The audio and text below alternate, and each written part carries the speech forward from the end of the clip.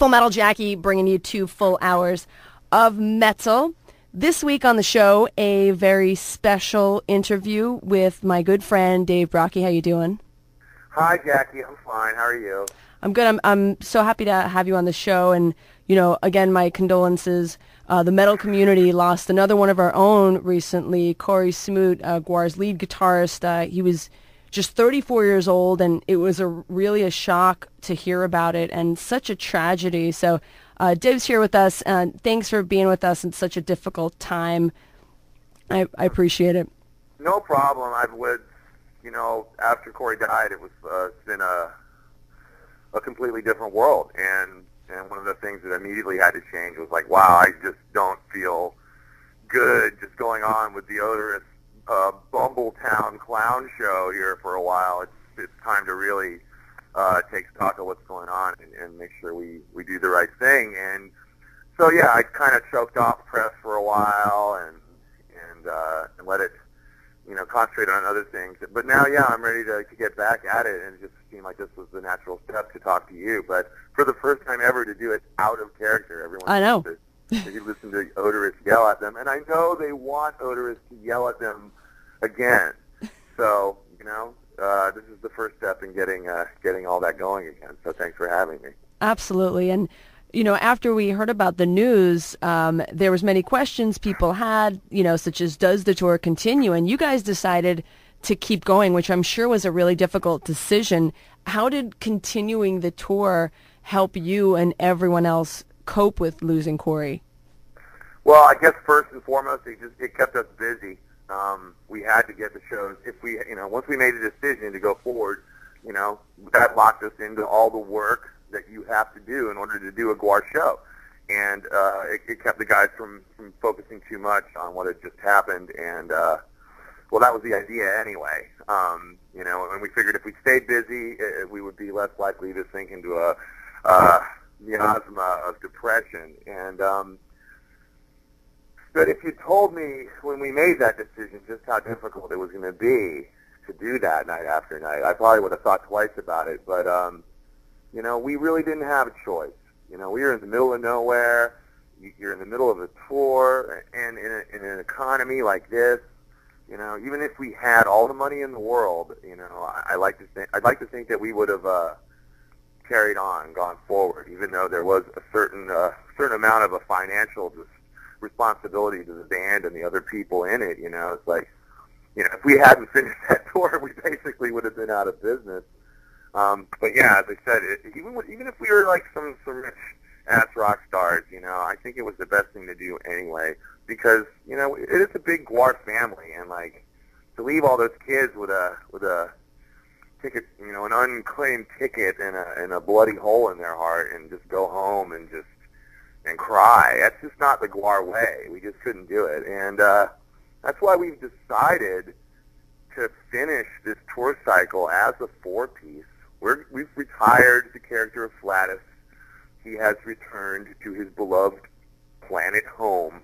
And Oderus and the boys are going to sort it out amongst themselves. And we're going to do Europe and finish the secondary market tour of the U.S., what we lovingly call the tertiary tornado tour. We're going to finish that as a 4-piece in honor to Cory and Flattus, and also everything else about GWAR that enabled, you know, our fans that gave us the strength to finish this tour. So, you know, this is a big thing. It's not something that's going to go away overnight. And Cory was such a huge part of our band. We need a good long time to think about what we want to do next, but for now, we're going to just stick with it. We're going to set up his rig every night, and we're going to bring his guitar out on stage every night, and we're going to play My Way after the show is over and have his guitar up there with a spotlight on it. And I hate making people cry. I mean, Oderus loves it, but I've never seen so many burly metal dudes fucking weeping inconsolably. And, you know, it's a beautiful moment. It's a terrible moment, but it's a beautiful moment, too. And it really is. You're right. It is a big fucking metal family. It's a big community. And we lost one of our own, and it's a tough thing. But, Man, it's been a hard year for that crap. Hey, people dropping dead left and right. It has been a tough year. It really has, man. It's been a rough one. Oh my God. But you guys have actually done something really cool. I've been, you've been talking about the Smoot Family Fund and some memorial show stuff. Tell us about that. Well, right off the bat, the family jumped all over, the community around Cory and his family and all of his friends, and the people back in Richmond, basically, while GWAR was out on the road doing their part, they were back here getting ready, to launch the Smoot Family Fund, and also do Cory had just finished a solo record that he played all of the tracks on, he produced it, he wrote it, he performed every track, and he was just getting ready to release that, and so we're going to do his CD release party at January 7th here in Richmond, and a bunch of bands are going to play, and all the money's going to go to the Smoot Family Fund, because Jamie, his wife, his lovely wife, and awesome, beautiful gal that she is, she's got a baby coming, and we gotta take care of her. It is a big family, and Cory gave us everything, so we have to return in kind, and so that's why we started the fund, and we've got that going, and the album will be coming out on Metal Blade if everything goes real well, and they're going to just donate all the funds to the Smoot Family Fund, and then we're going to do a huge memorial show at the National Theater, and I can't announce the lineup yet, but I can definitely tell you that GWAR will be playing. The National is like a big venue here in Richmond, and so we're going to do a huge just memorial show like 2 or 3 months down the road. So, we got a bunch of stuff. We want to really establish the family fund in a big way, and, we want to do our best to take care of our people. That's basically what we're doing. Full Metal Jackie, we're talking to Dave Brockie about the passing of Cory Smoot, and you guys have been doing a lot of great things for the Family Fund, and a lot of plans that we should be following you online to find out more. And talking about Cory, what could you tell us about what did Cory bring most to GWAR? Unfettered ability. The dude was the most capable human being I've ever met, and he also, so besides the fact that he was just a brilliant musician, he just, Cory could do anything good. Not just good, extremely well. He was a true savant, and I did everything from rely on him to resurrect GWAR's metal roots to sell me my freaking truck. Cory, to produce my albums, Cory was the man. And, we've been around for, I guess, 16, 17 years when Cory came into the picture. He actually left, only about 15 years. He tried out for us when he was just a kid when we were going through a couple guitar player changes. And, even though I backed him 100%, he did not get the job because it is a democracy. I do not run this place like Hitler. And but he did come back after 2 years for another audition, and he got that one, and I got to say, I told you so to everyone. And I'll do it again, I told you so. But anyway, he got the job 10 years ago, and he's just, I think he came in right at a time when I think some people were thinking GWAR was maybe a little too silly. Maybe our albums were getting a little experimental. That's the way I feel. It's just I always thought GWAR should be a metal band. But, GWAR's going to be the kind of band that the musicians that are in it want it to be. And I'm just one of them. So, it took me a while to get the right lineup. And Cory was the thing that made it work. He just re-metalized us. He's a lot younger than me. Cory's 34, I'm 48.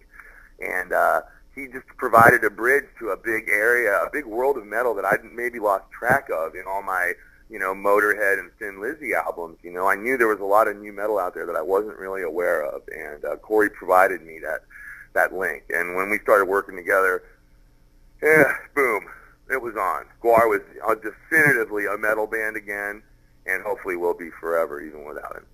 And the Flattus Maximus character, as you mentioned, has been retired, but wow. How will Cory always be a part of GWAR? Well, he's part of our musical legacy. Everyone knows everything I just described. Everybody knows that pretty much, and any GWAR fan knows that. And he'll always be a huge part of all those albums that he's on. He played on 4 GWAR albums, so he'll always be there, you know. But more than that, he'll just always be a part of us, you know. It's hard to describe unless you've lost somebody really, really close to you. He was a lot more than just a bandmate. You know, he was a real brother. He was my little brother. And, you know, I really love the hell out of that guy. And, you know, I'll always miss him, and he'll always be a big part of everything I do. So, you know, it's like, you know, you've missed somebody when, like, you start thinking of them for the first time of the day, and you're like, oh, wow, it only took me 5 minutes from waking up to start thinking about this person, you know. And it's like, and slowly that'll get a little bit more and more, and I won't wake up every day and be thinking about Cory within a few minutes, but, you know, he'll always still be there, and, you know, he was just such a family. I mean, this is a very tight group of individuals, and our fans, you know, span generations of people now. I mean, we've been around forever, and just like the GWAR community is pretty deep, and but it's always been made up of real individuals. Almost, you could say the oddballs, the weirdos, the outcasts, the losers. I mean, GWAR sometimes isn't the easiest band to be a fan of. I mean, we drench you in piss, and then you have to walk home in the cold weather, and everyone makes fun of you at school. You know, it's just like, but those people are the best. And but when you lose one of those people, it's just like it hurts a lot more, because they're the real special ones, you know. And Cory was definitely one of those people. He will be missed, and I just don't even. But I know we're gonna somehow, you know, almost like a feeling of obligation to him. You know, it's like we couldn't let, even though losing somebody as great as that, you know, would bury a lesser organization. You know, I can't let that happen, and I won't.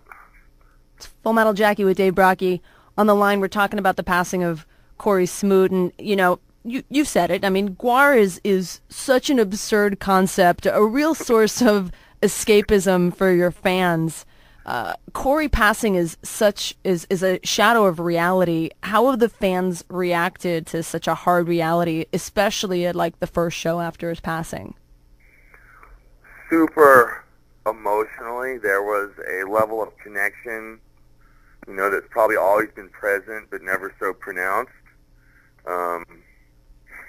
They really turned out in force. I think everybody who'd ever seen a GWAR show, and they always know that we come back once a year. You know, you might miss a year every now and then. You might even miss a couple years. You might even miss 10 years. Like, be like, oh, my God, they're still playing, and then go back. But, you know, everybody who ever saw a GWAR show was there in Edmonton that next night. And to pay their respects to Cory and to show their love and support for GWAR. And you could just, you know, feel it coming off the crowd. A lot of musicians talk about the energy you gain when you play live, you know, and it's true. And we got it because there was no other way we could have made it through it. And, you know, you could just tell. And, you know, and there was also physical manifestations of it as well. Everyone that decorated their shirts, you know, in the old Suicidal style. I loved that. You know, the old Suicidal style with all the hand-drawn, crazy designs that bands would do. It's starting to remind me of that at GWAR shows, because everyone wears the white T-shirts so they get blood all over them, but now they're like, you know, a lot of them also decorate them, and of course everyone was decorating them in Flattus mojos. And, you know, people were just coming out. There was, in Denver, a huge banner was unfurled with his face painted on it, and like literally, you know, several hundred signatures. You know, and it had just been like 3 or 4. It had just been a few days since you know, it had happened, and they'd already put this whole huge thing together and had all these people sign it.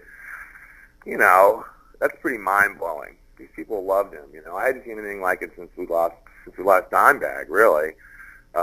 You know, even though we've had some real tragedies in the metal community, but you know, to lose somebody like that so young in the middle of a tour, it's just a real shock and a real horror show. And yeah, you're right. All of a sudden, GWAR was exposed to the human beings that we really are, and them knowing that made it. I think it makes everyone appreciate GWAR all the more. And I know that you had done some unmasked. There was some unmasked shows, which I don't know that you've ever done before. We have done it before, yeah. We used to do it a lot, like in the '90s. We even had a version of it called Brog. It was pretty funny. We just played without our costumes on, but so what was that like this time around? Oh, it's great. I mean, it wasn't the first time around because we've all been in a million bands our whole lives, you know. People forget Nuclear Dog Shit and, you know, Death Piggy and every other, you know, there's a million bands that I was in that people will never know about, like Yams on Wheels, and they don't need to know about them. But, you know, so we were veterans of playing without costumes on long before we got in GWAR. You know, it was a relief, but it was a real relief. You know, it's just like, oh, this is what this feels like. Yeah, it's such a great feeling. You just feel like you're exploding on stage because we started to kind of do it sometimes after shows. Like if it was a real special show, or if we were just drunk enough, we would like take off all the costumes, and I'd run out there stark naked in some of the audience.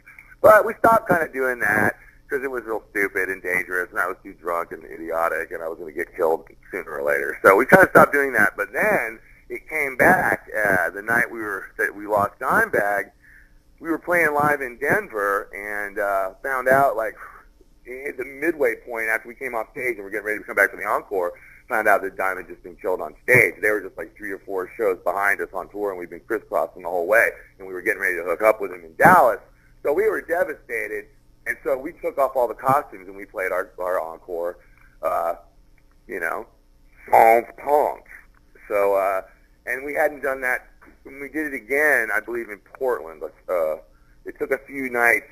We didn't do it on tour, but after we lost Cory. But then one night in Portland, just for some reason, it was a really hard show, and I just felt like a robot. I just couldn't get into it, and I could feel the guys behind me like trying so hard to like pick me up and get me through it, and the audience as well, and it just kind of all bust loose. And when we came back for the encore, I just like took everything off, and the other guys followed suit, and we played the encore without the costumes on, and we showed off Cory's guitar, and you know, it was beautiful. It's all over YouTube if you want to check it out. It was a great moment. You know, it's like we're not afraid to tear GWAR apart and, you know, stare at the bits. You know, this is our thing. We can do whatever we want with it, and that's what felt appropriate. That is always spontaneous. So you never know when that's going to go down. So I can't promise that will even ever happen again. What's the most important thing for you moving forward here in terms of, you know, keeping Cory's memory and legacy alive in the band? Well, I guess one of the first things I'd like to say is, I think that Cory's death is a wake-up call for all of us. You know, I think we all breathed a big sigh of relief when we found out it wasn't a drug overdose, to speak quite frankly. But, you know, but then you think just more about it, like, wow, 34 heart attack? It's like, it's real scary. And everybody out there needs to take care of themselves, especially you guys that are either playing in bands and starting to get up in your 40s, and you're all sitting there just like me going, holy shit, this is still going on? And I can keep doing this probably for the rest of my life? Yeah, you can, but you have to take care of yourself. You really, really, really, really do. So I'm trying to quit smoking right now. And I guess the next thing is, and probably even more important, is we want to work the Smoot Family Fund as much as possible, and try to just keep that going, not just to raise funds for Cory's widow and his soon-to-be born kid, but so people will remember Cory as a musician, because, you know, all the musicians of GWAR, we all have a tendency to get swallowed up by those big rubber monster suits. And, you know, we could come out there and play the tightest, goddamn greatest metal in the world, and still people would go, your show is awesome. You know, and they would still ask stupid questions like, what's more important, the music or the show? You know, it's important for me to people realize, man, he was such a great player. You know, one of the reasons that we're going on about this so much is because, man, he really was an amazing guitar player. I mean, anyone who's looked at his little, our buddy Scott in San Francisco made a really nice, just about an 8-minute video clip of it and put it up on YouTube. It's like on the Foundation page site and stuff. And, you know, he was just a phenomenal guitar player. And I want people to remember that. He put out so much amazing work the whole time that he was with GWAR, and for years before, he was putting out many other bands, including Mens Rea, his own band, and a bunch of side projects, and producing bands, and, you know, producing GWAR records, he just did so much in those 34 years. It's just unbelievable what he might have accomplished. But yeah, I want to celebrate his work. That's another big goal of it, definitely. And not only a great guitar player, but also a talented producer. Unbelievable. He just had he could just sit there and just absorb everything that was happening around him in the studio, and then just boom, he'd go, how does this sound like? And you just go, oh my God, that sounds great. He'd make bands sound so good. I saw it happen over and over again. Bands could not believe it was them. So they came, it was like, no, this is you, and this is how good that Cory and Karma Studios made them sound. And the same was true for GWAR. You can tell listening to our records, if you listen to them like sequentially or whatever, you can tell where he comes in. And it's easy, it's just like, if you're a GWAR aficionado, yeah, his influence is more pronounced, yeah. He was ripping, and he could play any instrument as well, any instrument. What else did he play? Throw the guy a violin, he would have been, fiddling within a half an hour, I guarantee it. It's Full Metal Jackie, Dave Brockie with us on the show, talking about Cory Smoot. And on behalf of myself and listeners of the show, I really want to extend our condolences to Cory's family and you guys, the members of GWAR. I think it's great what you guys are doing with the fund, and I'll continue to spread the word about anything that you have with regard to these memorial shows and any future releases that come from what Cory's left behind.